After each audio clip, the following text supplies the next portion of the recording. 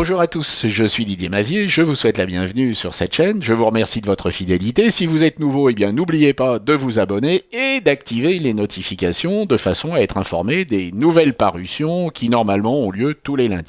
Nous sommes dans l'attente de la nouvelle version de Photoshop 2020 qui va présenter énormément de nouvelles nouveautés dont je n'ai pas le droit de vous parler pour l'instant, mais qui vont faire l'objet d'une série de vidéos que vous retrouverez sur LinkedIn Learning. Donc le temps opportun, je vous donnerai l'URL pour que vous puissiez accéder à ces vidéos et puis découvrir toutes ces nouveautés dont certaines sont vraiment très intéressantes. Mais dans l'immédiat, nous allons nous intéresser à la couleur et cette semaine, ensemble, eh bien, nous allons voir rouge. Lorsque l'on travaille avec des images, on peut être face à une dominante de rouge, comme c'est un peu le cas sur ces différentes images. La dominante de rouge peut être voulue ou peut être accidentelle. Et lorsque l'on va travailler sur cette dominante de rouge, par exemple ici avec les réglages dans Camera Raw, dans certains cas cela va bien fonctionner, dans d'autres cas un peu moins bien, comme c'est le cas ici, où j'ai une image là qui va virer au jaune.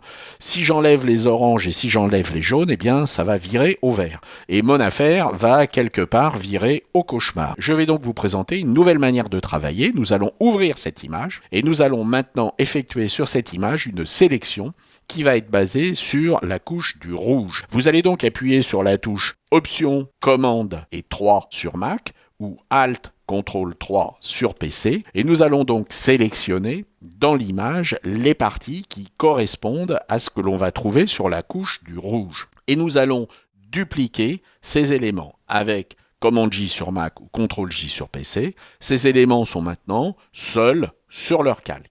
Eh bien, nous allons maintenant, tout simplement pour ce calque, travailler avec un mode de fusion qui va être la superposition. Et vous voyez que notre dominante de rouge a immédiatement disparu. Alors, bien entendu, on va pouvoir moduler. Vous voyez qu'ici, mon action est de 0, et puis ici, d'environ 50%. Donc en fonction de ce que vous voulez faire, du résultat que vous voulez obtenir, vous allez pouvoir travailler de manière très intéressante. Voyons le cas sur une autre image. Sur cette autre image, je veux arriver à travailler sur une nuance de rouge et en particulier sur la luminosité. Je vais donc effectuer la même opération, Option Commande 3 sur Mac ou Ctrl Alt 3 sur PC.